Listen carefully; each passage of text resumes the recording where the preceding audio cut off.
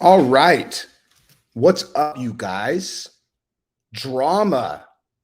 Drama in the MMA world. Such drama that I will sign in while on spring break and just tell everybody what I think. Because I figure, if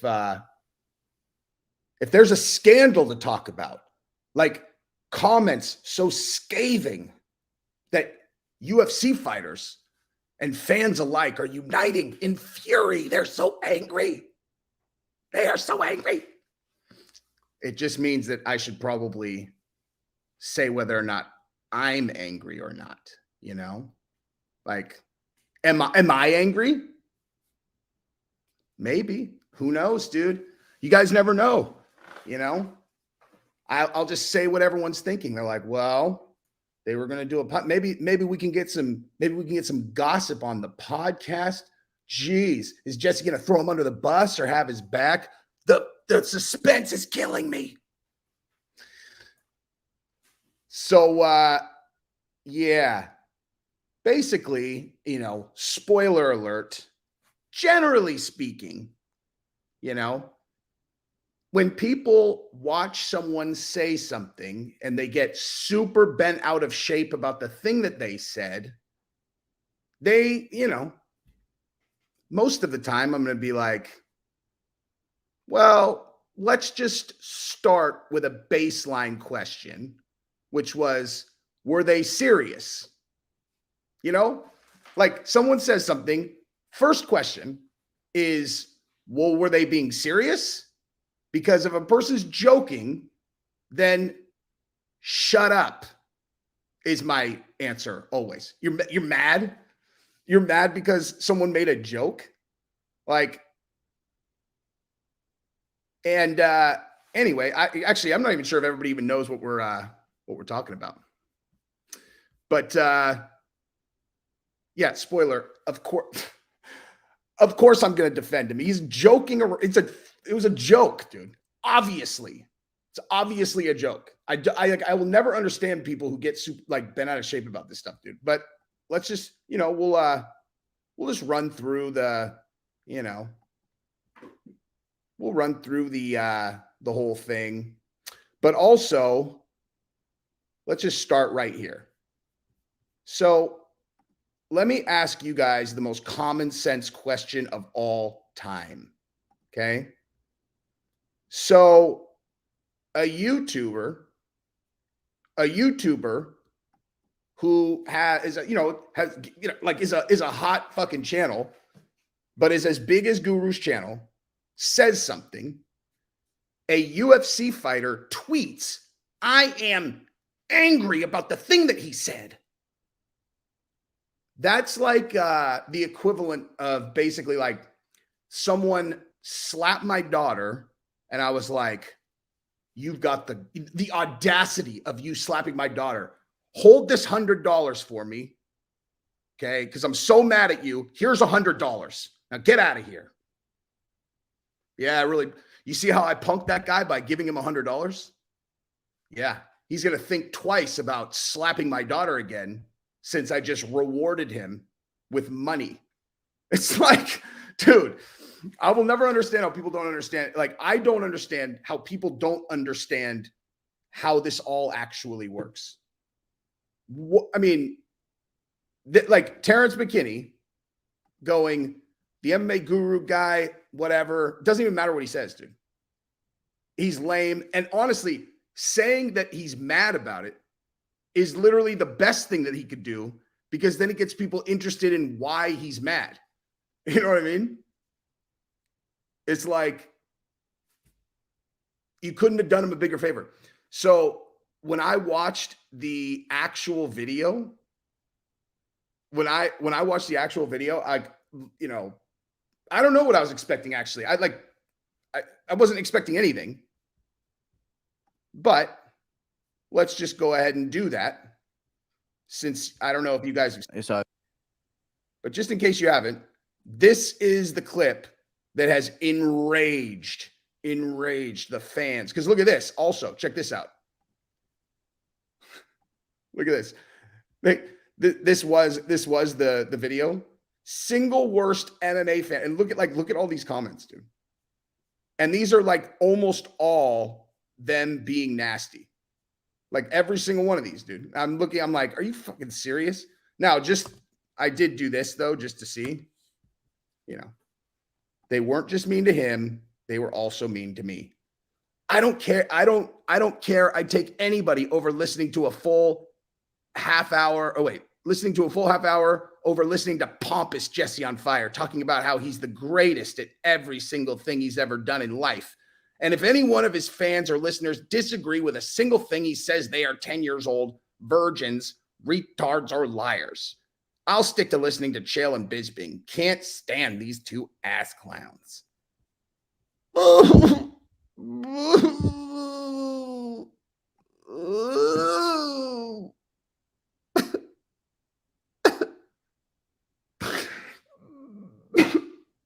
See, I am excellent at fake crying, dude. Look at that. So here, let's watch this. Both guys land shots at the end. It's over. Jan lost to Merab 5-0. Stupid little cuck bitch. You fucking ugly little cunt! You goblin fucking cuck! Nothing will change the fact that you're 5'5". Nothing will change the fact that you're fucking hideously ugly. You look 70. If you weren't in good shape, you'd look 70 years of age. You're fucking hideous and you're a cuck. Fucking clapped ugly nose fuck. Goblin inbred fuck. Hope you get hit by a truck. You cuck. Both guys land shot. First of all, I hadn't even seen that one. I saw the invade Ukraine one. That's what I thought. But obviously, that looks like a person who just lost a bet. I hadn't even seen that one. Where's the cuck one? I mean, where's the one where it says he invaded Ukraine? Because that one's just hilarious. To be honest, that one's just utterly hilarious. I don't know. Dude, where's the other one? How did I even find that right there? So the one that I saw, which the people were actually bent out of shape about, was the one where he said, hang on, I'll find it right now. Where he said that Russia just invade Georgia. Oh my God, it's so funny, man. It's so ludicrous. Okay, here we go. Hang on. Oops. All right. So, boom. Was this one. Hang on. A little bit too much. Waste of time him being in the UFC. Russia, invade. Fuck Ukraine, no point. Georgia's a much better landscape anyway, and I feel like it'd be a bit more of a personal vendetta. So I think divert the war efforts. Ukraine's being funded a little bit too much. Let's go for Georgia instead, I think is the best move to go for here. And I think that's what we should be doing. Like, why are you actually going for Ukraine? I know it's a massive amount of space, and I get that strategically you want to have control, but Georgia's right there. Just staring at you.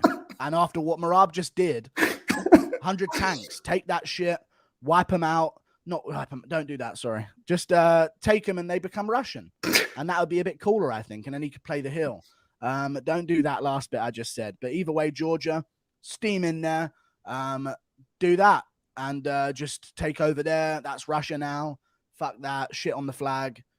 Spin it around your head with the poo in the flag, and then whip it towards Ukraine, and then you can start diverting your attention back to that.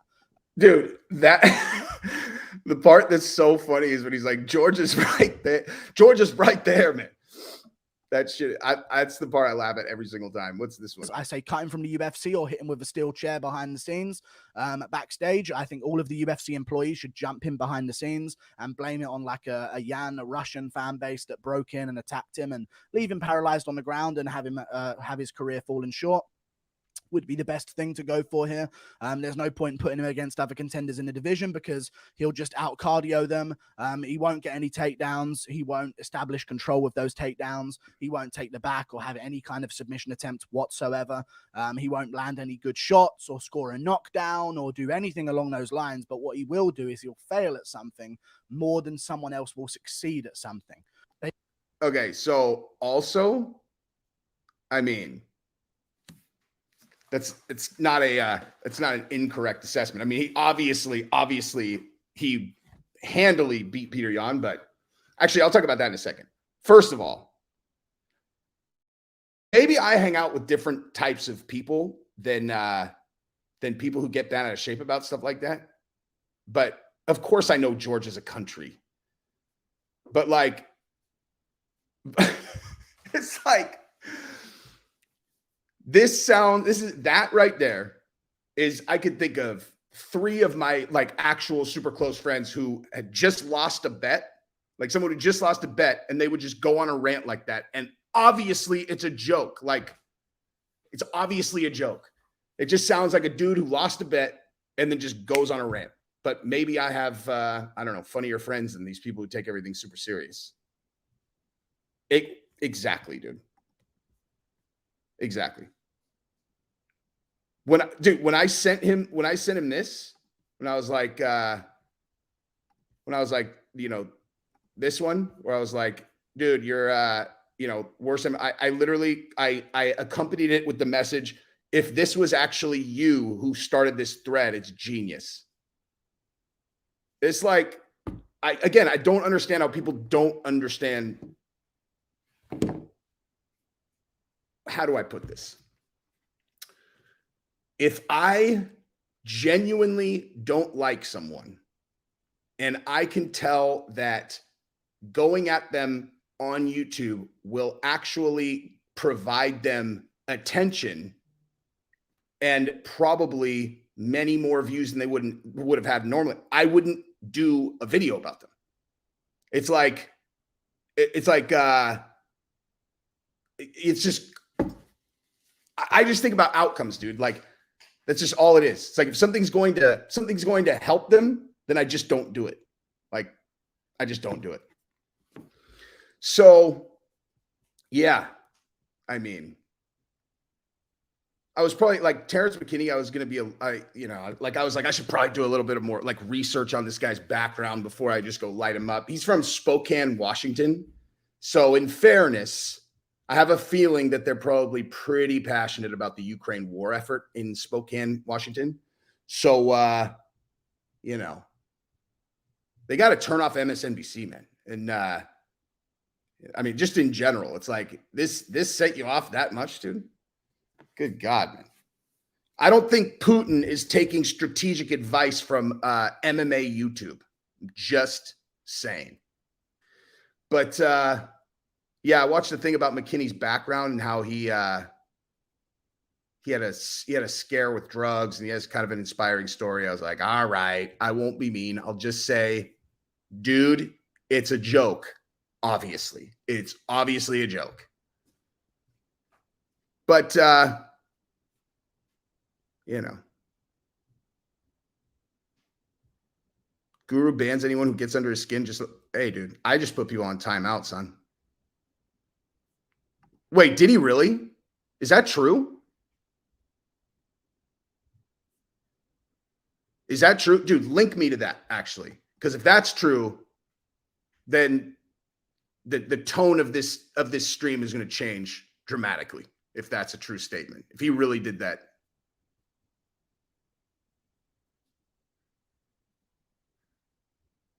Oh, yeah, I forgot about that. Wait, hold on. Forgot about that. So he apparently, oh yeah, the 2 other major pieces of context. He went into Guru's chat and wanted his address so he could post it on Twitter.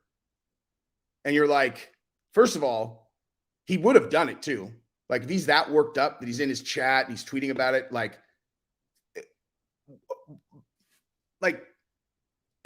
explain that to me. So you post a guy's address on Twitter. Okay. Why do you do that? So people will actually physically come and fuck with your house or fuck with you or swat you or whatever. Right. So tweeting about like, this guy's a piece of shit, even if you're not smart enough to figure out that you're actually doing him a favor, that's one thing. But like, I'm going to post your address and you're like, hang on. Why? You know, why? Why? They're like, well, because he said Russia should invade Georgia. You're all like, See, this is why I always fuck with people like this. This is the reason why. Exactly. Thank you guys for reminding me. Dude, my brain is so tangential that like I came in and I already had it out where I was going to talk about this. And then I just watched a little bit of stuff on Terrence McKinney. And then I was like, last thing I remembered was, oh, kind of inspiring story. I shouldn't be too mad. And then you just reminded me, oh, that's right.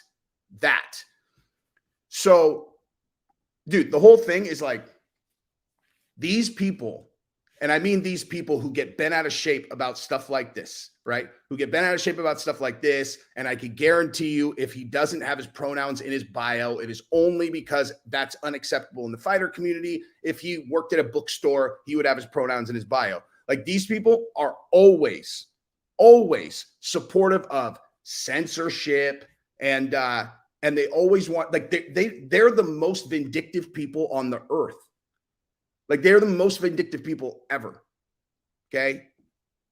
The only time I've ever even entertained an address was when me and, Guru Musical didn't know each other. And he put my daughter's face on a thumbnail and we've subsequently made up for that. But like, that's like, fucking, dude, Guru just said that Georgia should be invaded by Russia. No, it's a joke, dude. It's a joke. And I never would have actually doxed him. I guarantee he would have done it. I absolutely guarantee he would have done it. I guarantee it. It's like, I mean, listen, here's the other thing. I haven't talked about this in a while. So you guys know I used to have a second channel, right? Which generally stood relatively adverse to the type of, belief systems that these guys have. Flashman, thank you very much, dude. Guru rarely bans, but he's never kissed a boy or what? I am confused by that. He's never kissed a boy or a girl. Well, that's for another channel, dude. So thank you for the super chat. So so my other channel, which I talked about all kinds of issues that, again, if someone in that, group of belief systems watched any of, they're like, this guy is a blah, blah, blah. Although what you could have said about my channel now, it's just a spoiler alert for, what's coming, but it makes me really mad at the time. So I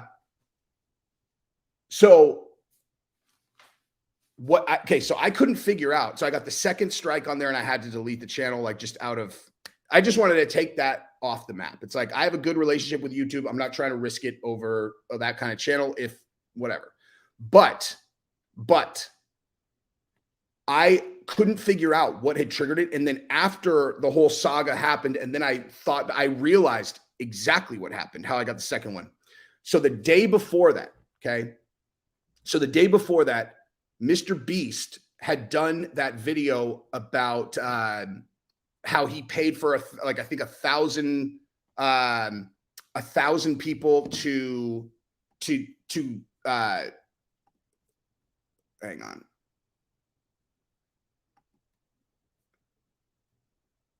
Oh my God.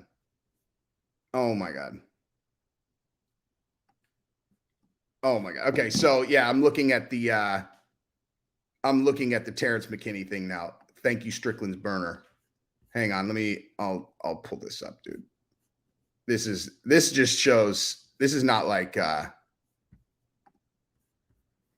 show you exactly what this is. Hang on. So he put this up. Terrence McKinney, cold-blooded. Conor McGregor put up makeup to look African-American and went to Michael Chandler's children to tell them he is their biological father. Okay. So, I actually don't know how to read that because that is obviously a fake story. And it's like, it's a fake story. And it was from MMA F Press, which is fake press. And it was like a bunch of people saw that and thought it was real. And I'm like, guys. So I actually, the way that I don't have any idea whether or not McKinney was saying that the joke is cold-blooded or if he's saying Conor McGregor was cold-blooded. If he was saying Conor McGregor's cold-blooded, moron. If he was saying that the joke is cold-blooded, accurate. Anyway, so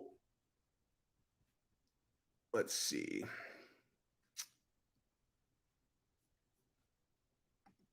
No, it didn't. No. I mean, it's like my channel just goes through cycles like that. That has been how my channel has. It's like literally, it's extremely consistent. Like it goes like, like I'll have 1 month where I do, like I add like 1,200 subscribers, and then I'll go through a phase where I'll add 10,000 in a month. Like it's like because it just has to do with like if there are any like really juicy stories to sink my teeth into. If there's nothing really like new kind of exciting stuff that I could like dig into and launch a bunch of stories about, then it does this. It's like it just is what it is. Anyway, but I mean, dude, I went from 80,000, like I had 80,000 in like November, and people all, dude, I think you can hit 100K by the end of the year. I'm like, are you out of your mind, dude? I averaged 3,000 a month, and then it just went, and I actually did it. But anyway, okay, so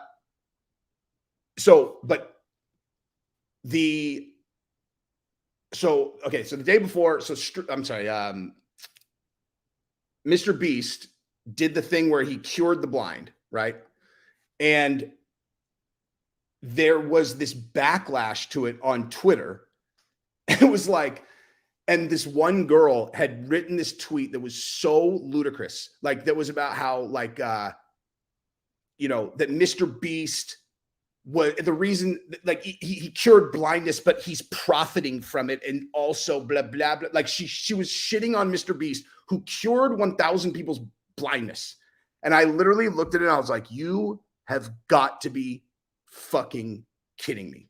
If you can find a problem with a person who pays to cure people's blindness, what are you talking about? So I lit her up on Twitter, I just lit her up. I was just like, dude, this is the most ridiculous, idiotic shit I've ever seen.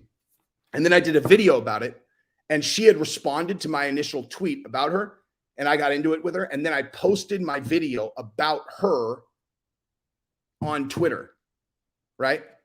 And the next day I got the second strike, and I didn't put it together, dude. Like I didn't put it together until like weeks later, where I was like, wait a minute, dude, I know exactly what I guarantee that her and her little like, SJW minions went and mass reported. I guarantee it, dude. Because that's what these people do, dude. That's how they roll. They'll just like, they think that like, if you have punched a person once in your life 10 years ago, that like you're a scary Neanderthal. But they will literally go and destroy a person's life, destroy their fucking life. Like a person gets a black eye, they're hurt for a little, they got a black eye for a week. Like they look at that, they're like, oh my God, this is violence. And they will orchestratedly destroy a person's life because they disagreed with a thing that they said and called them out on something fucking idiotic. It's like, dude, are you serious? The guy cured blindness, whatever. And I do a video about it. And then like, I mean, I'm not like martyring myself about the channel. I'm because there's shutting down a 25,000 subscriber YouTube channel is not the end of the world. But like these people will go after people's careers. They destroy their lives, dude. They destroy their lives. Daniel De La Noche, thank you very much. Jan is one of Guru's favorite fighters. Marab won't even fight Aljo. Of course, our favorite will going to be Kosher Salt. Yeah, I mean, again, he's obviously joking. But, I mean, dude, the whole thing, like, I'm not telling. Like, it's like, it's just like I would have this opinion. It doesn't matter who said it. Like, it would make no difference who said the joke. This reaction always gets this kind of reaction from me, dude. I cannot stand like I don't know, dude. That whole mentality of like especially when they're joking, dude. You like the same people that watch like the Chappelle special and they're all, I mean, listen, man, I think he went a little bit too hard there. Shut up. For God's sake, dude. Okay, you've written this 25 times. I'm going to read it and then stop writing it. Only problem with Guru was him saying for Russia to invade Georgia when that has already happened. He doesn't know anything about your. I mean, again, he's joking, obviously. Obviously. Who do I got? Gaethje versus Fiziev. I think I like Gaethje. I think I like Gaethje. I'm very excited for those fights. I'll talk about that a little bit here in a second. Actually, I've probably said enough about this. Here's my final answer. Boo! He said something about Ukraine. Boo, boo, boo. Shut up. Anyway, so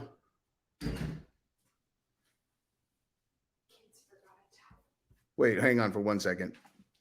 I have no idea about this. You were saying nasty stuff about Chito Vera's father or daughter.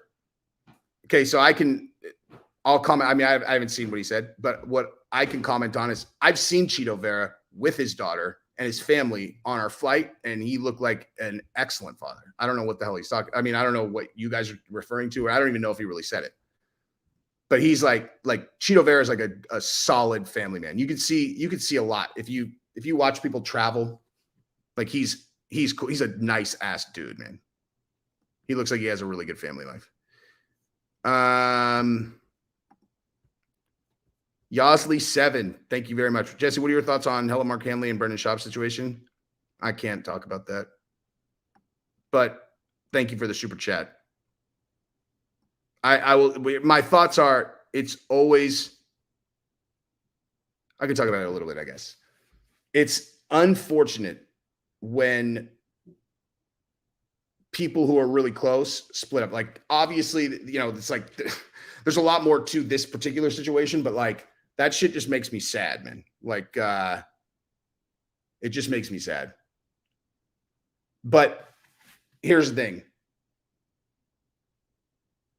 Like, I mean, I could just tell you, like, I advise Mark not to talk about it personally, but like at that, you know, that's just what I would have done.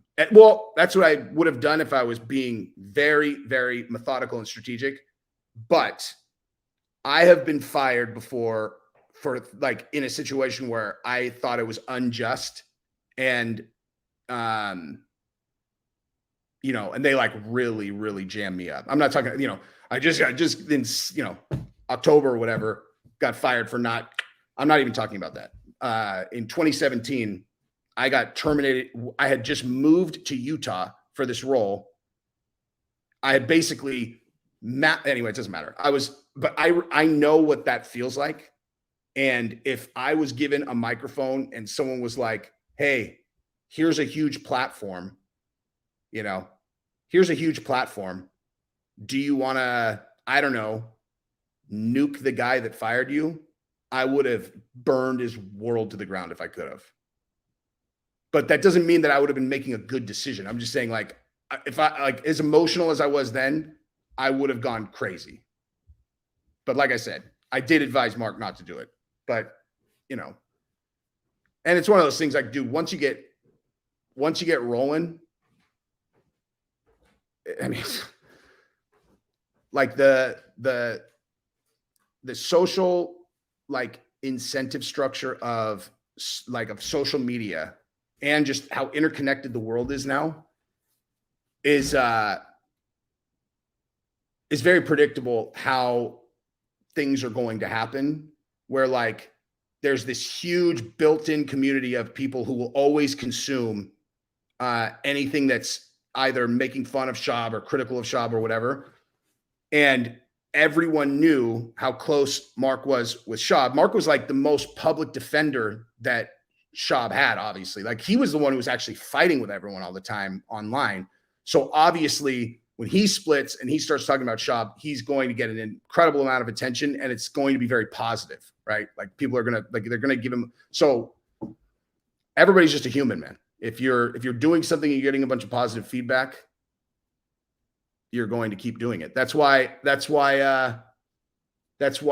so many girls end up doing OnlyFans. Like literally it's I mean, it's not to compare Mark to an OnlyFans chick, but just in general, it's like a girl's 13 years old and has an Instagram by some ill-advised decision by their parents, and they wear a shirt that is showing their midriff, and they kind of don't even think about it. And then it's like, whoa, I got like 3 times the likes that I normally do. And then they put, they're wearing sweatpants and they're like, oh, I didn't get as much attention. And they post one, they're like in a crop top again, and they get way more. They're all, oh, they like it when they can see my tummy.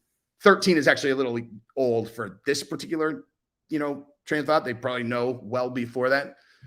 But then like 15, 16, bathing suit pictures. They get, oh my God, look at all the guys are telling me I'm hot. And then by the time they're 18, 19, they're getting told all the time that they're smoke shows when they're half naked. And then they've got people, you should do an OnlyFans. You should do an OnlyFans. You should do an OnlyFans. You should do an OnlyFans. Oh my God, you're so fucking hot. And they end up doing an OnlyFans. Like, it's like people just respond to social feedback. And that's concerning as the father of 3 daughters that are going to look like my wife. So I mean, a lot of my parenting is centered around prepping for that inevitable outcome,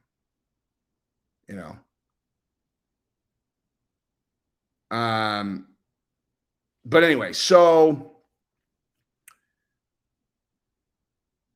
yeah, I mean, I actually think about this a lot. Like, what would have happened if like Facebook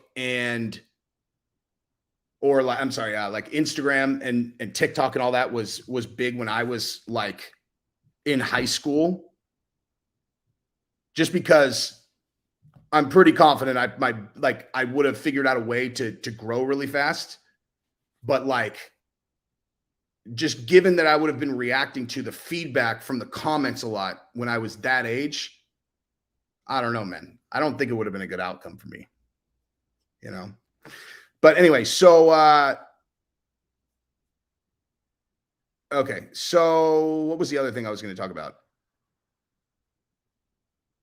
Oh yeah, the fights this weekend and the matchups. Dude, what's most interesting about this fight card though is that they are telegraphing like what their next set of matchups are in many cases. Like, if Masvidal somehow beats Burns in impressive fashion and Leon wins, Masvidal is getting a title shot. If anybody thinks that's not the case, I promise you that's the case. I promise you. And I have like, and I hope that happens, not just because it would be an exciting matchup, but because I've been making predictions like this for years. And whenever like the things need to happen in order for us to find out whether I'm right, they never happen, like they never happen. Like when Conor was fighting Dustin in January of 21, I was like, if Conor wins, they are going to literally strangle Khabib out of retirement and get him to fight Conor a second time. Everyone's like, no, dude, it's no chance. And then Conor lost. And then the video emerged of Dana in Khabib's ear. He's like, come on, man, let's go. He's like, I'm just saying, biggest fight ever. And then like when they gave Masvidal 2 shots at Kamaru, they gave Colby 2 shots at Kamaru. Kamaru beat both of them, 4 times. It's because if one of those guys would have won, they were going to do Masvidal and Colby for the title, because they had this big conflict that everybody was paying attention to. It's like, I mean, I don't know how you guys feel about the the Kamaru and Leon matchup. Like that was not a close fight. You know what I mean? Like that was not a close fight. And if you take the head kick out, Kamaru had completely demoralized Leon Edwards, right? And so the smart money, given that, like, this is one thing that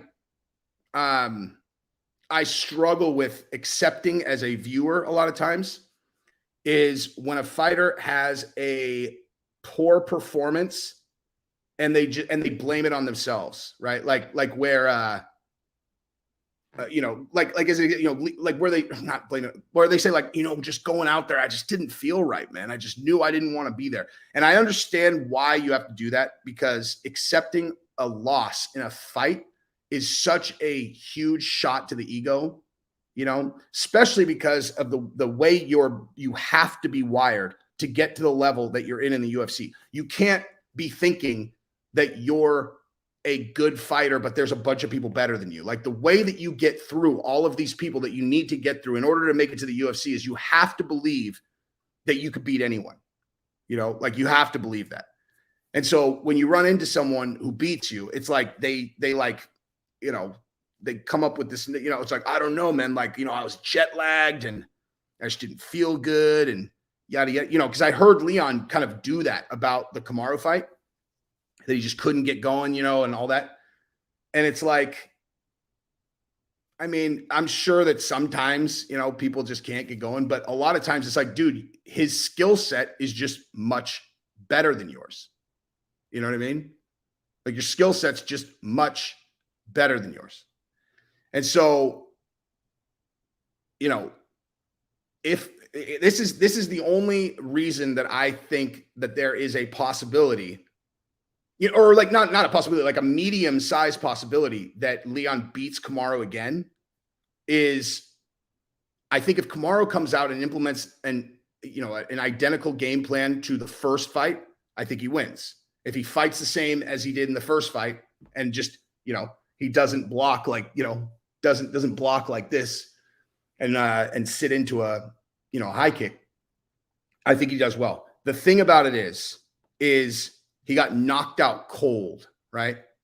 Like, that's the other thing I want to talk about. I want to talk about Slap League after this. But anyway, he got starched, right?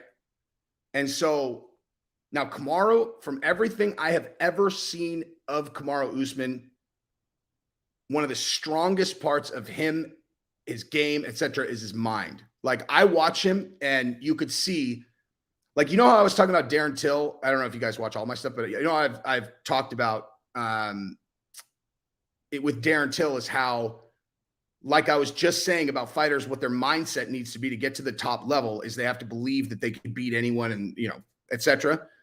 And I've talked about how Darren Till's, he had in his mind this destiny story where he's like, he could beat anyone and it's his destiny to be, the undefeated champion. No one can beat him. And then when you start losing, if your belief is based on destiny, it can shatter your entire world, which is why your belief needs to be built on hard work, a combination of hard work and talent, right? It's like, you can, of course, acknowledge that you are incredibly gifted, and then you worked harder than anyone else, and your skill set has developed to a place where, like, it's your skills that are going to carry you to victory. And Kamaru, that's exactly what he looks like to me. Is he looks like he is the result of hard work. Like, he is a grinder. He knows that he works hard. He knows he's incredibly talented, and he knows he has an incredible mind for fighting. And so, assuming that loss did not warp the way that he goes into this next fight, I think he's very likely to win. The only thing is that he is a human being, and he, of course, has an ego tied to fighting like anyone does. And the way that he fought against Leon the first time was he just overwhelmed him and basically nullified Leon's ability to do anything until the end, right? If he goes in there and because he got starched, he's like, I need to knock him out. Like, I need to knock him out. I'm not taking him down. I'm going to stand with him and I'm going to blitzkrieg this guy. And he's like, I'm going to knock him out with a head kick or something like that, where he literally just like completely changes the way that he approaches the fight because he has like a point to prove. Then the likelihood he knocks Leon out goes up, but the likelihood he loses goes up a lot also. So, yeah.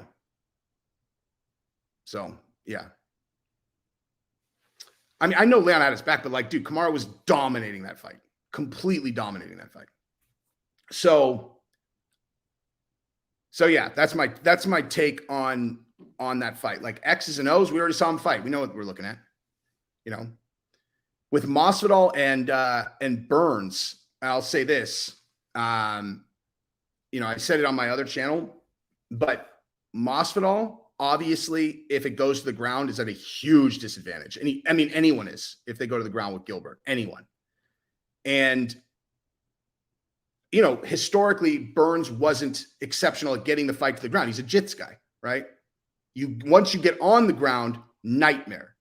But getting to the ground is not generally their specialty unless they develop wrestling. Now he wrestled Wonder Boy, so now you know that his skill set is there to take anybody down if he gets a hold of him, right? And if he grabs Masvidal and gets him on the ground, I mean, you're not like that's bad news for Masvidal or anybody.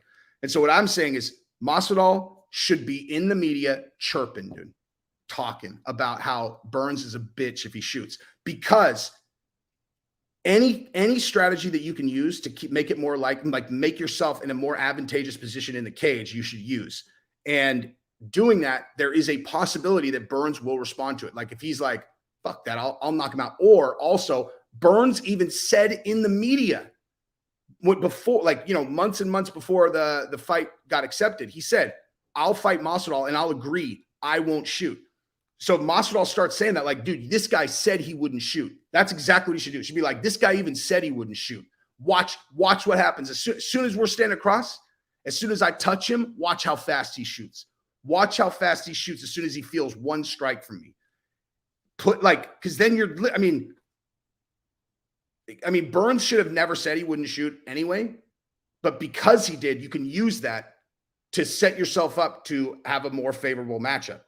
And I said that to Justin James from Extreme Couture, UFC fighter, and he was like, dude, you're 100% right. He's like, the fighter, I can't remember the guy's name that he fought in UFC, but he was like, he said that the guys, like, he was the wrestler, the other guy was a striker, and the other guy chirped him like all throughout the week. And he was like, dude, fuck that. I'll stand and strike with him. And he's like, dude, and it was the worst strategy I could have implemented. He's like, I ended up knocking him out in the second round, but he was like taking me down. He's like, he should for sure do that. It's not rocket science, dude. It's like they're fighters. You know, it's like you think that they should be immune to a thing like that. It's like, well, obviously he's just saying that because he doesn't want you to take him down, but you can't help it, dude. You're like, I'm a bitch if I shoot. Fuck you, dude. You know what I mean? So, I mean, Masvidal has great submission defense. I agree. Gilbert Burns is not a regular jiu-jitsu practitioner. He's a multi-time world champion. It's not, I mean, like, there are levels to this thing. You know what I mean? But, yeah. So that's what I think Masvidal should do. It's honestly, dude, if it stands on the feet, Masvidal has a good shot of winning that fight, dude. I mean, Burns is nasty on his feet too, obviously. Yeah. But anyway, so if Masvidal wins and Leon wins, we get that fight. That would be exciting. Super exciting for Masvidal. And then I still don't understand what is happening with Colby. It's so bizarre, dude. So yeah. Okay. So slap. I want to talk about this too real quick. So I read that TBS dropped Power Slap, and that was basically all I saw, is that TBS, as a matter of fact, let me pull that up really quick. Whoops.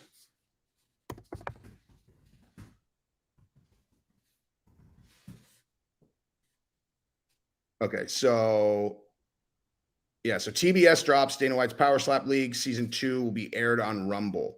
After controversial first season, Dana White's Slap League, Power Slap won't return to TBS. If I was home, I would just do a separate video about this, obviously, but according to the report, MMA Fighting, TBS representatives confirmed they won't be airing another season of Power Slap. The MMA community seems happy with the news, but White isn't giving up on his newest business venture anytime soon, partnering with Rumble for season 2. On Saturday, March 11th, the first season of Dana White's yada, yada, yada, pre-recorded. Okay, so the TV viewership varied between 220,000 and 413,000 throughout 8 episodes. That's not bad, dude. with the last edition having the lowest ratings. Okay, that's not good. That's not good for the show, I mean. But I'll tell you guys what I think about Power Slap. Like the more, like I've actually watched it now. I watched some of the finale, and I have a more developed opinion on it now. After having the regular season released,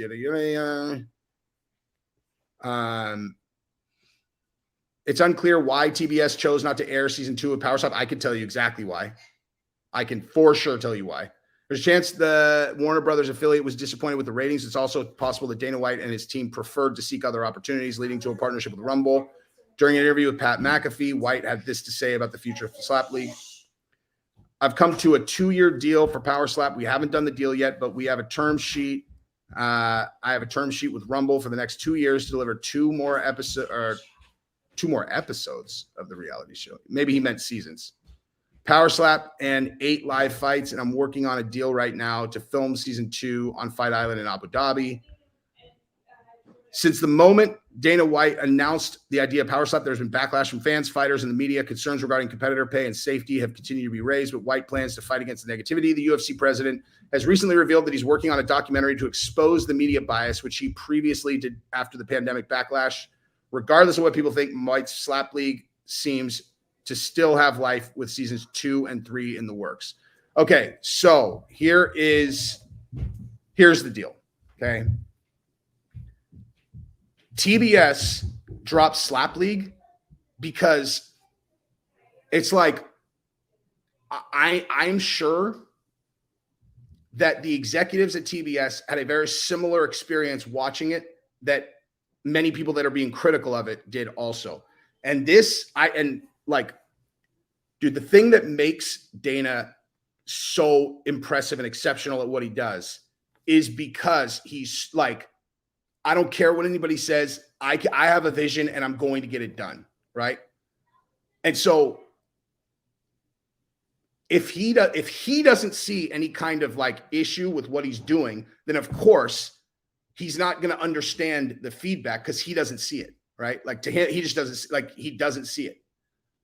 But the difference between, well, I don't know actually, because the pandemic stuff, I obviously was 100% on his side, dude, on the pandemic stuff. It's like, dude, what are you guys worried about? They're testing, they're doing all this stuff. Like they were spending millions of dollars to make sure everyone's safe. Like, fuck off, you know? Power Slap. Listen, I always support a person's right to make a decision for themselves, right? Like I always support a person's decision to make a decision for themselves. Like if there's some guy who's working at a grocery store and some dude comes in and is like, "Hey man, I'll pay you $2,000 to jump off that 2-story building." Like I'm not a person who's like, "Oh, like you shouldn't allow them to do that." And I might say to the dude who jumped off the building and broke his leg, I'd be like, "Well, that was stupid. It's going to cost you more than $2,000 to fix your leg, idiot. Why would you have done that?" And about the guy who paid him and then laughed, you know, guy falls, breaks his leg, and this asshole laughs. I'd be like, "What a fucking asshole, man." You know? Like what a fucking asshole that guy is, right? So I'm not like a person who's like, "You should cancel it, like get rid of it." But as an objective observer who loves UFC more than anything, who has more respect for Dana as a business person and generally as a person, as I've heard all these stories of him taking care of people in the backdrop. I know he takes a bunch of shit, but I genuinely do hear, I mean, I respect this guy as much as a person can. But as an observer, objective, I watch Power Slap and I have a problem with it. Like I just do. I can't help it, dude. I'm not going to lie about it. It's like, I know too much about fighting not to. Like that's just what it is. Like I'm too seasoned a viewer to not. I mean, not I have a problem. I feel guilty watching it. That's honestly what it is. That's actually what it is. I'm not making any judgments about people who want to watch it. I'm not making any judgments about people who want to participate in it. I, as a viewer, feel guilty watching it because the same way that if so basically, this is a perfect analogy. Okay. So let's say a dude was running across the highway and an 18-wheeler hit him, and he flew over the embankment, maybe he doesn't die, whatever, he's seriously injured. And someone was like, and you saw that video, you would text it to your friends, right? Like you would text that video to your friends and you guys would all watch it and be like, damn, that dude, whatever, right? That's just what it is. If a billionaire came up to some guy who, I don't know, is doing whatever with his life to where he would actually consider doing this. He's like, I can make you famous and I can make you a little bit of money if you go stand in front of that 18-wheeler and let it light you up and you fly over the embankment. Like that, I would feel terrible watching that, dude. Like I would just be like, Jesus, man, that's fucked up. Dude, listen, I know this argument. I'm telling you, this is not the same. It's not the same thing. It's just not. I mean, again, this is my own opinion, but to me, there is no comparison at all. And I'll tell you exactly why. Like, so it's like, again, hey, this guy paid this guy to go let a bus hit him. And you'd be like, Jesus, man, you might watch the first one. And then it's like, hey, next week, watch this billionaire pay this guy to go stand in front of a bus. I would be like, I'm not watching this, dude. Like, I don't like it. I don't want to see somebody do that. And like, just because, and I think that like it gets blurry because the guys who participate in this slap league are like big, kind of like roughneck, tough guys. And so you don't think of like,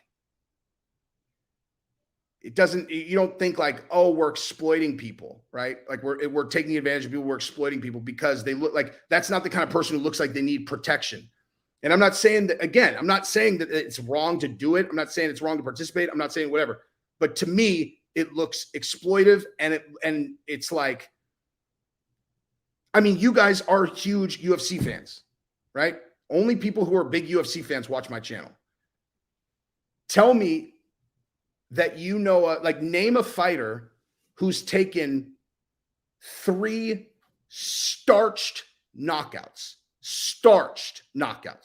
right? And then afterwards, what still had any kind of chin, right? Like that's the thing, dude. Like, okay, people go, oh, his chin's gone, right? Like that's like, oh, dude, I think his chin is gone. Well, why do you think that is? Like, what does that actually mean? Like the human body is like, there's no like magic here. The human body functions in a very specific way in a million different ways. And I like, think of the body like as like a machine that's hanging on a meat hook. And then you just you rocky it, whap, whap, just beat the living shit out of it. Like the bones will break, the muscles get bent out of shape, cartilage will break, and these kinds of things happen. And then, but the human body, it'll heal itself, right? The bones get put back together, like you'll build scar tissue where it was damaged, all that stuff, but it doesn't ever come back the way that it was, never. So like the reason that you don't have a chin anymore is because you have permanently damaged the way that your head connects to your spine, right? Or the way that your jaw interacts with your, like you're talking about a knockout mechanism, okay?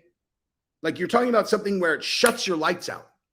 Like something you take trauma and it shuts your lights off. It shuts off your brain. Like fucking think about that. Like I just don't understand. I don't understand. It shuts your fucking brain off. And yeah, people wake back up. And so everyone's like, oh, it's fine, dude. It's shutting off your fucking brain. Do you remember anything when you get knocked out? No. Okay. You wake up, you don't know where you are. It shut your fucking brain off. Now, that's acceptable to me with mixed martial arts because it's the beauty of the sport. It is the dire, it's as close as you can get to a fight to the death without it being a fight to the death. The people's fucking lives are on the line in there. And they train martial arts their entire life. And their first goal in there is to not get hit. That's their goal. Okay. Now, obviously your goal is also to hit the other guy, but you could choose to accept punishment, to deliver punishment, but that's the trade-off that you make, right? You have the option of defending yourself at all times. People go their entire fucking career. Many people will go their entire fucking career with 25 fights, and they'll never take a single shot equivalent to the shots these guys are taking in Slap League. And you think because it's a slap, it makes a difference? I'm telling you right now, I will starch anyone that is under 200 pounds that stands in front of me and holds a thing behind. Anyone with a palm, starch them. Absolutely 100%. And they will starch me. That's not like, there's no gangster shit. I have a nuclear fucking right hand, but like, you know, I break the record on the fucking punching bag. I was thinking about that. The next time I see the punching bag, I'm going to do it with my palm and I'll demonstrate. It's the same. It's exactly the fucking same, dude. And so, and again, like I guarantee you that fucking they punch me, I'm unconscious. Of course. Because there's nothing, like you're not defending yourself. You are literally just accepting the most dire consequences that exist in MMA voluntarily. The whole point of MMA is to not have that outcome. That's the whole entire fucking point, is to not ever let that happen to yourself. And if you fucking fail, then that happens. That sets the stakes. Power slap, you walk into it like, I'm going to take the worst case scenario voluntarily. And that is exploitive to me. There's no skill to it. It's just brain damage. That's all it is. It's fucking, and like, as a viewer, I know too much to not feel guilty watching it. It's as simple as that, dude. It's as simple as that. I watch, I'm like, I feel bad. Like, so here's, okay. So like I said, up until the finale, I had not watched a single I just watched the highlights, and that was enough for me. I was like, Jesus, man, I don't like this, you know? Like, I don't like how I feel. So when the finale was on, I was like, you know what? I don't like when people talk about shit when they don't actually read. Like, you know, like Ariel says, well, Rogan is sharing misinformation. That's like my number one biggest pet peeve. It's like, are you fucking serious? Why don't you watch what he said and then go do some research, you fucking uninformed moron? I hate that shit, dude. I fucking hate it. So I was like, I'm not going to be a hypocrite. I will actually watch an episode. And honestly, truly what I was thinking was, maybe I'm just seeing the knockouts. Maybe they're not as common as I think. Like, maybe it's like, maybe there's like, because I have no context. The only things they post on social media are starched knockouts. So like, maybe that doesn't happen as often as I think it does, right? And so I'll watch, like, and so I watch, and they like, you know, they build up a story. I'm like, all right, so they're doing it like Ultimate Fighter, yada, yada, yada. Very first one, boop, starched. I was like, all right, well, that's basically exactly what I expected, right? The next one, build up, build up, build up. Oh, okay, one guy eats a shot, next guy eats a shot, boom, starch knockout. I was like, I'm done. And I turned it off. I was like, it's exactly what I thought. It's exactly what I thought. I know that, dude, again, I realize that. I am not saying that they shouldn't do it. I'm not saying that Dana shouldn't put it on. I'm telling you why I won't watch it. Why I don't like it. I don't like, dude, every man can do whatever the fuck they want. If you want to go, you know, if you want to go and buy fentanyl and fire it straight into your arm, as long as you knew that that's what it was and you decided to roll the dice, like, do it. I like, as long as you're not my family, you know what I mean? Or someone that I care about. It's like, I can't, like, I don't have bandwidth to care about every stranger in the world. I have bandwidth for like this many people, you know? All my best friends were called, people on my jiu-jitsu team, my family, like, that's it. Like, that's all I have. You know, my coaches especially, like, that's all the bandwidth I fucking have, man. That's it. I don't have bandwidth to care about strangers, dude. So like, if people are making choices to participate in something that's going to damage their health, that's completely up to them. I don't have a problem with it. That's fine. I don't have to fucking watch it. I don't have to watch it.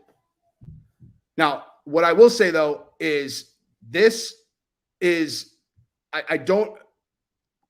actually don't even necessarily agree, that they're uninformed. I just think they don't care, right? Like, it's like, there's no one in 2023 who is unaware that head trauma is giving you a big risk of whatever. What I don't think they understand is how serious getting starched is going that direction. Like, now, I'm not a doctor, obviously. I'm not a doctor. And maybe you get laid out like 3-4 times and you're fine. Right? I don't know how anyone, even if they absorb the shot, is not taking a concussion at least, But again, it's up to them, dude. It's up to them. See, here's the thing. I actually am not convinced that that's what this is about at all. Like, I think that I'm going to respond to this in a second because that's not an accurate assessment of what his issue with it was. So it's not about them being poor, dude. It's about them wanting to be famous. Okay. Like, one thing that I have learned having done 2 reality shows is that people will do anything to get on television, dude. Because the thing is, I did 2 reality shows, and in both cases, I never set out to be on TV. That was never my goal, right? Like the one where we got married, Gabrielle and I signed up for what we thought was like a game show because you said like we were gonna, because it said you could win up to $100,000 in prizes. I was like, let's go get that money, dude. The way it was presented when we auditioned was like the newlywed game for couples that have been together for at least 2 years. That's what we thought we were signing up for. And then it just turned out that it was a reality show where you get married. Like we set out to win money. And the second time that I did it, when Esquire did the episode about my startup, 100%, not 99, 100% of my motivation was to get on television to blow up the company. It was all about marketing the company, 100% of it. So, but having been a part of those productions and then watching people scramble to try to find a reason to like be on the show with us and all that, like, dude, people will do anything to get on television. And these are like my friends that are way less desperate than like, I mean, not necessarily like my friends just were going to be anyway, but like, ancillary people were like, dude, how do I get so like, I mean, dude, I heard, so one of my really good friends, actually one of my really good friends who was on that show, he was one of the guys that grabbed me and pulled me away when we got in a fake fight. Oh, you guys haven't even seen that episode, dude. So I got in a fake fight with Gabrielle's ex-boyfriend on the first reality show. And he's one of the guys that was with me. He like grabs me and pulls me. It's neither here nor there. So he has a son who is, let me think about this. 17. I don't know. He's a high school kid. And he was saying that, the number one most desired career for high school students in America now is a YouTuber. Like that's the number one most desirable job for American high school boys is to be a professional YouTuber. Because he's like, dude, you realize you have the most coveted job among teenage boys in the country. And I'm like, Jesus, really? It's like, I don't even know what to do with that. But my point is, the number one most desired job in the country for teenage boys. Okay, like these guys, they want to get famous, dude. And why not? What's a better way to make money than to be a person who's like making content as opposed to like whatever else you would be doing. Like, I'm incredibly grateful for the fact that I get to do this. I love it. I love it. So guys, if you want to know about the guru thing, just skip to the beginning of the live stream. It's like the first 45 minutes. So yeah, like I think it's about them wanting to be famous and they want to get a following because they want to make money and they want pussy. It's like pussy and money, dude. You know what I mean? It's literally that simple. So, but like I was saying, I think they're thinking more about the money from the influencer thing than they are like from UFC. I'm sorry, Power Slam. So, okay. So this thing, No Sin Nate, Penguins, which is Moist Critical, used to watch slap fights on stream and make videos about it. He was completely anti-power slap because he's 30-year-old liberal SJW hates Dana White. That's not accurate. Okay. So what he does not like about power slap is directly in line with my issue with it, which is, well, first of all, I didn't like regular slap shit, Like I like the ones where they have two smoking hot girls that slap each other's asses. But like but the reason is because the rule set for power slap, because like in the other ones, they have to chalk their hand and they have to hit them with the fingers. That's the whole point of the chalk, is so they can see that it's the fingers that hit their face, right? Because they know that if you use your palm, you're going to starch them, of course. Because like honestly, a palm strike is, I mean, it's like power slap may as well be power overhand right.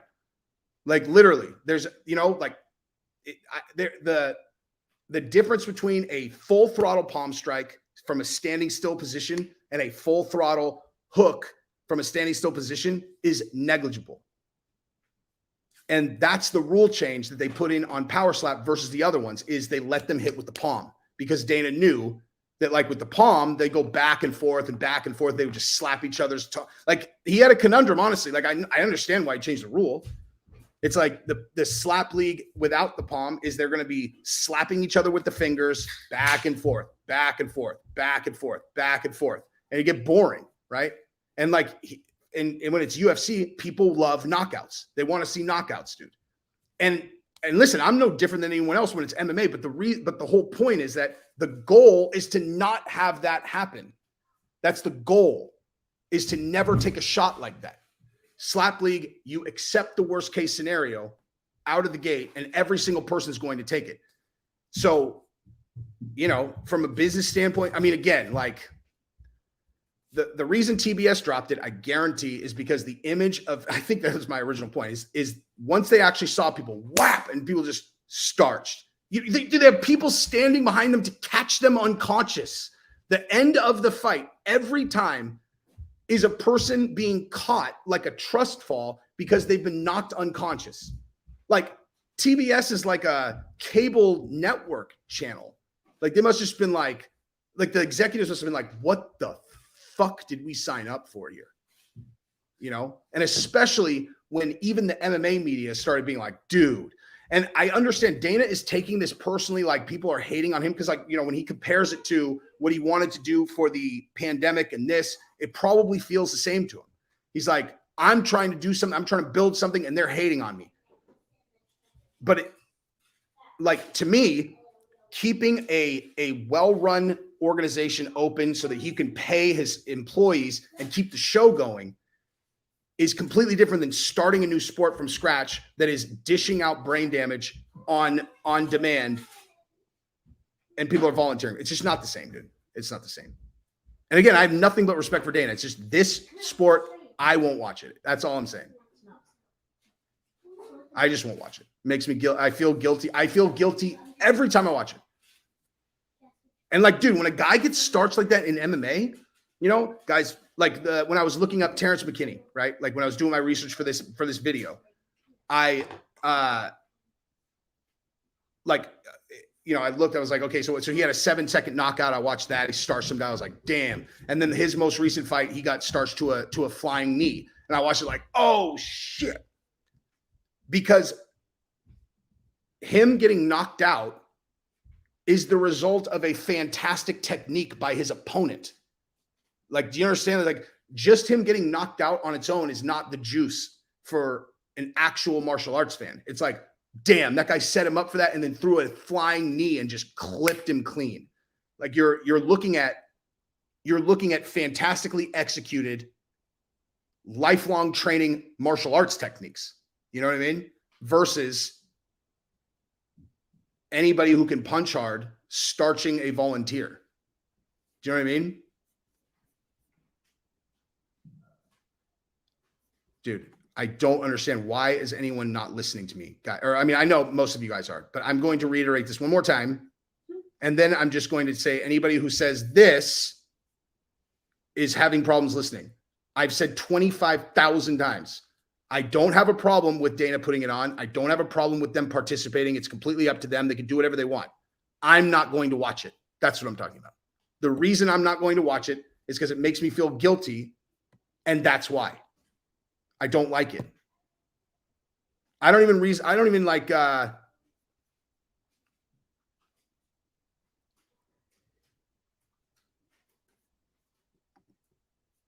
okay, this is being taken completely out of context. What I said, Jesus, the same fucking guy.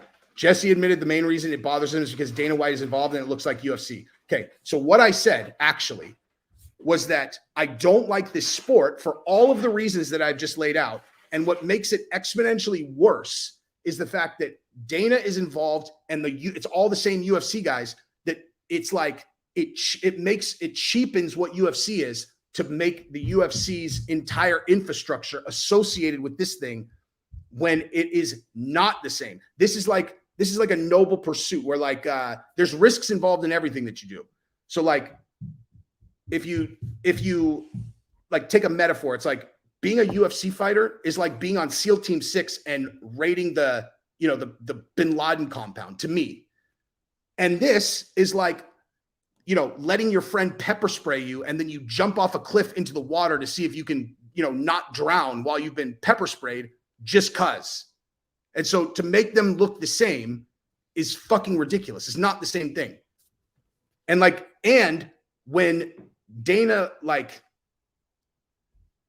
not just Dana, when anyone cheers at these guys getting knocked out, I don't like how it looks. Again, it's up to them, dude. They can get excited. It makes me feel guilty.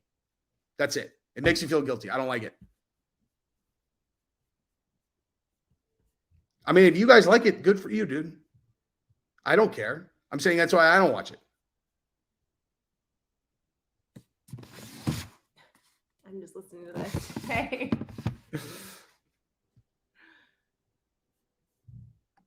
Yeah, I don't. I feel like he's like, if you don't like Power Slap, just don't watch it. That's what I'm saying. I'm not telling anyone what to do. You should share your opinion. I'm saying that's why I won't watch it. If people like it, that's awesome. Who's that Smoke Show? What, are you new to the channel? Hi. That's my wife, son.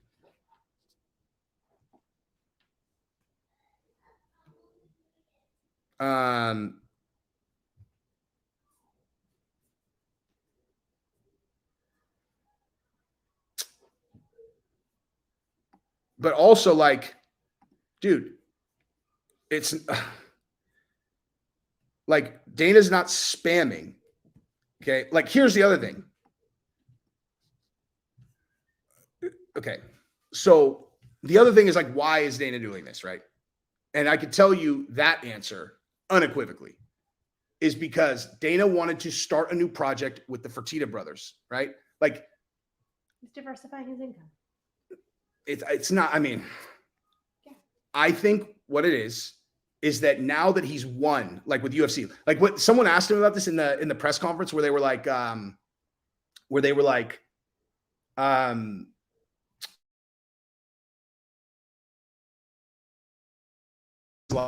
he's like, do I really even have to answer that? It's obviously a completely ridiculous question. But he's like, we just did the biggest event that we've done in however many years. The John Jones fight was however big. He's like, we just did the biggest numbers that we've done ever. We just sold that. He's like, we sold out the Apex. We sell out every single show. He's like, what more do you want?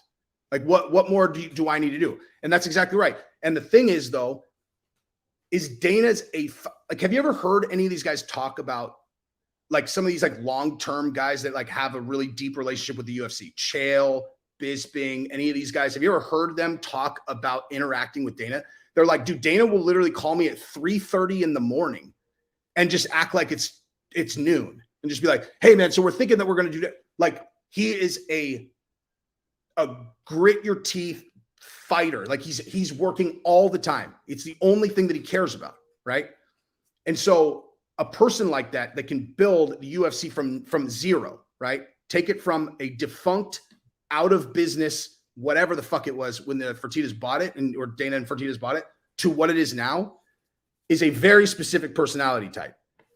And now the UFC, like, Dana could theoretically retire, and it probably, wouldn't do as well as it's doing now, probably in the short term. Maybe they'd have to figure it out, whatever. He's obviously a very, integral part of the operation, but it still would sell out. It's still a machine that can go. He doesn't need to fight the way that he did before.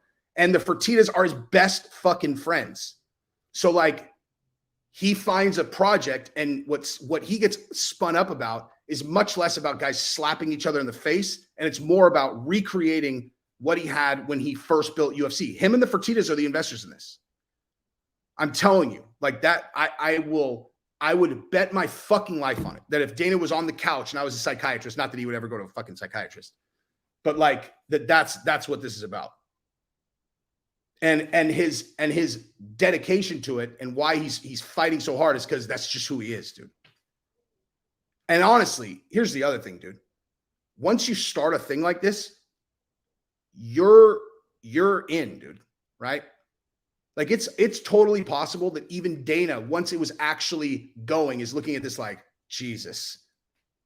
Like we got guys getting just fucking starch knockout every single fight, whatever you call it, a match. But what's he going to do, dude? He's not going to let himself just lose. I mean,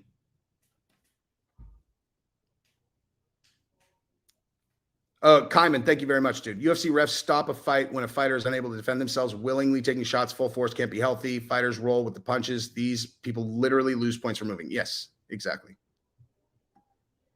Okay. Can you guys put in the comments if you think that I am telling you, I'm guilting you about this fucking same idiot, dude. But you're trying to guilt us into supporting your views by making us sound like idiots for thinking it's entertaining. I literally have said, I'm talking about my own views.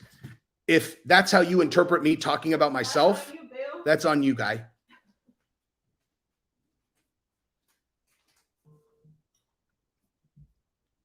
I can't help it, but just keep responding to this idiot. Okay, so it's been going on for years. Dana took it mainstream. You act like this is the first time Slap League has done this. What are you talking about, dude? I don't care. I said every single time, I don't care if they do Slap League. I don't give a fuck. If you want to go throw yourself in front of a fucking semi, I don't care, dude. Do it. You personally throw yourself in front of a fucking semi. Oh, just kidding. Just kidding. Terrence McKinney. I was just kidding, Terrence McKinney. I was just kidding. I didn't really mean for the guy to throw himself in front of a fucking semi. Don't actually invade Georgia, dude. It's a fucking joke. But who cares? Like, I don't care. I'm going to time out this fucking idiot if he says it again. It's so fun to push your buttons. I know. And if he is just trolling me, then that's actually pretty funny. At this point, I'm sure he is. But, I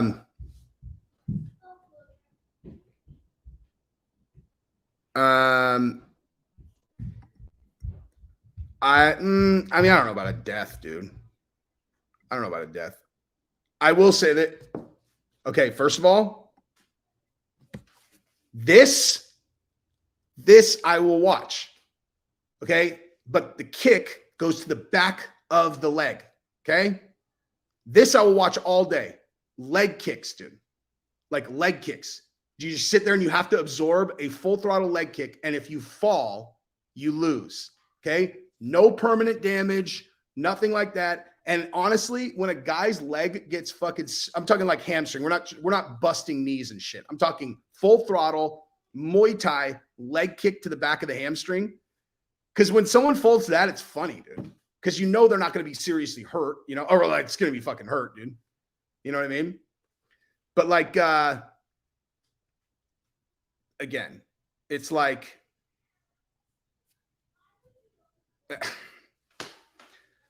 it's the head trauma, man.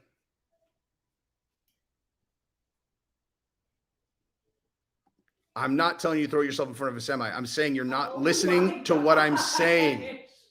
This guy's lost too many. No, he's not listening to what I'm saying. Yeah, because he's lost too many slap legs. Too much brain damage. I'm saying watch Slap League. Do whatever you want. I don't care. I'm talking about myself. That's it. I'm not trying to hurt your feelings. Oh my God. Do you need a drink?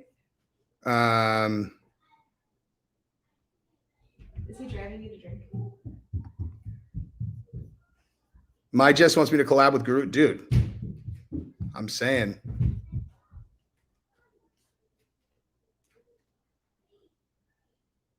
Can I tell them about what happened with you guys yesterday? Because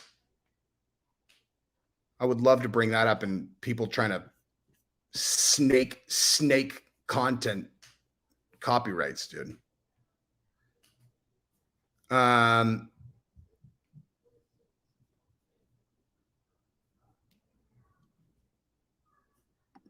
Oops. I am 100% doing that. I just haven't decided. Well, hadn't decided exactly what the format's going to be. Like, I think I'm going to do. I want to do one where I have guests on. I want to do one where I have guests on, but like that are like some MMA, some not MMA, whatever. Why don't you ask them if it would be easier for them to consume the content? That actually is an excellent question, dude. Would so if I put out long form podcast stuff, is that easier for you guys to consume? Because like one thing that I didn't realize is that because I have YouTube Premium, and so you can turn it on and then you can like turn off YouTube and it continues to play. And people are like you can access other apps and still. Yeah, you can like go through other apps and stuff while you're doing it. And people are like, dude, and other people are like, and you know, actually Patrick Gavia was like, he's like, when I listen to content, I like to just kind of like feel like I'm just like chilling and hanging out with a guy. And he's like, that's why I like podcasts. I just pop them on and then just do whatever. So yeah, I think I'm going to do that.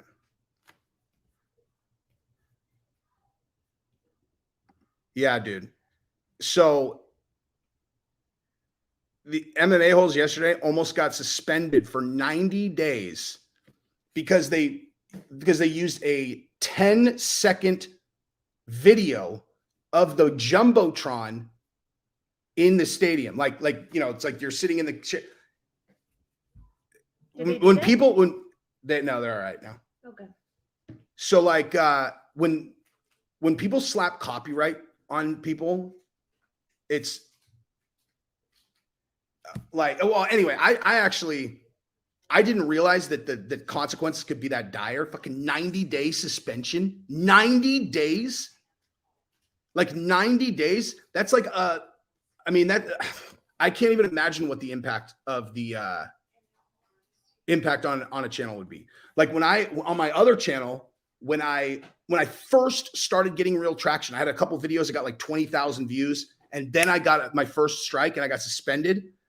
And I didn't realize you have to accept the strike for your week-long suspension to start. So like I went like 8-9 days and I was like, why is it not letting me post? And then I realized you had to accept it. So I ended up actually out for more like, I don't know, over 2 weeks, right? So, and then when I came back, it just crushed my reach. And that was only, you know, I don't know, a couple weeks. But like, dude, 3 months? 3 months? You have to build yourself up from like, because the way the algorithm is going to like, is going to prioritize based on people's viewing behavior. And so if you're out of the game for 3 months and then you try to come back, you're like underneath all kinds of other things. And like, it's bullshit, dude. Yeah, I had to delete my other channel for the sake of everyone. But when I do my podcast, I'll talk a lot about stuff like that. Again, you know, the only thing is like, dude, if I booking guests just seems like, you know, that seems like a fucking thing, man. Like just constantly having to like find and book guests seems not easy, you know?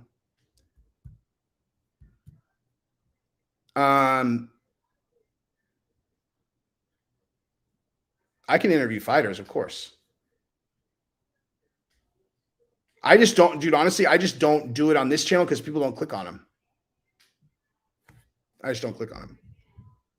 I mean, the other channel is exclusively on that other platform where you're allowed to say whatever you want. Man, I would have a fire video for that today. Good God. My goodness.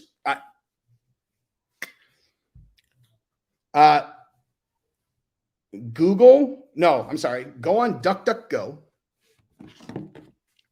and look up on DuckDuckGo the following if you're interested in what that would be about today. Hang on. Because this is one of the, you know what, actually? Let me see if you can find it here like this. UK Project Fear.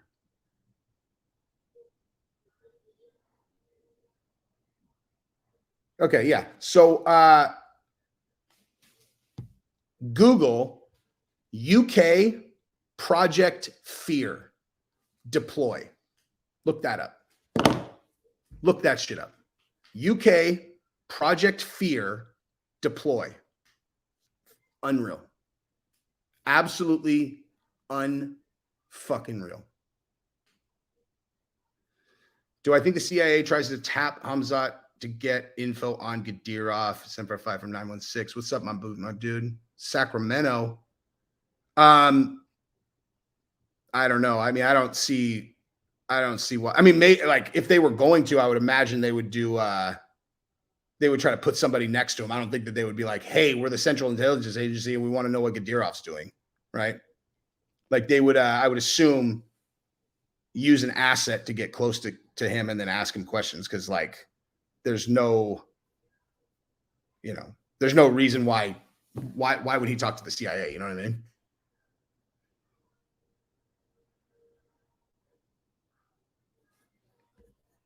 Dude, shoot me an email, Dennis. RealJesseOnFire@gmail. Right? How about the quote where he said he's going to deploy something? Look at that, dude. If that's not in the article, find the one that it is. Look at the story, look at the main guy, and then look up what he said he was going to deploy. Unreal. Explain that. Explain that quote, dude. Would I hang out with Gadirov if I had the chance? I mean, completely depends on circumstances, of course. Like if Ali Abdelaziz, Gaethje, and Kamaru were like, "Hey, Jesse and Triple C," they're like, "Hey, Jesse on Fire. Fucking love your channel, man. Do you want to come to Chechnya with us? We're gonna go shooting with Gadirov." I'd be like, "Fuck yeah, let's do this, dude." I would make sure I hadn't said anything crazy. Make sure I hadn't said anything crazy that one of them was like, "Let's go whack him out in Chechnya." I cannot vaguely talk about it at all. Yes, Matt. Yes, Matt Hancock. All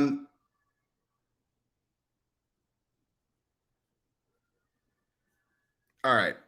I'm going to sign off in a second. But for everybody who's asking about Guru, last thing, Guru made a joke and he said that Putin should invade Georgia after Jan lost to Murab, and people lost their mind. It was a fucking joke, obviously. It was obviously a fucking joke. People need to fucking get over it. Dude, I would have your back in the same situation 100%. 100%.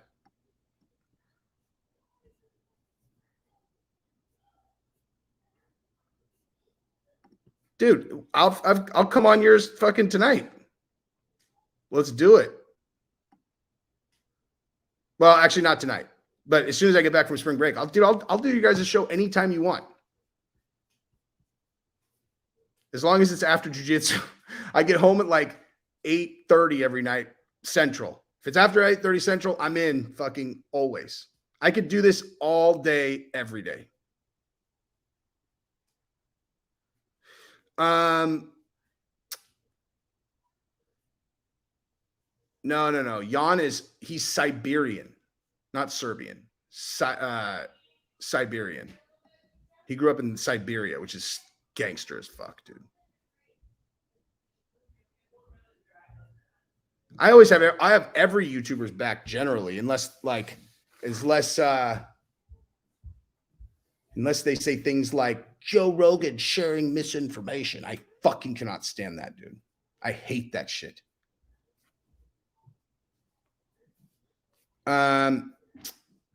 Anywho, All right. I'm going to hustle off. Peace in the Middle East. Bye-bye. Thank you, guys.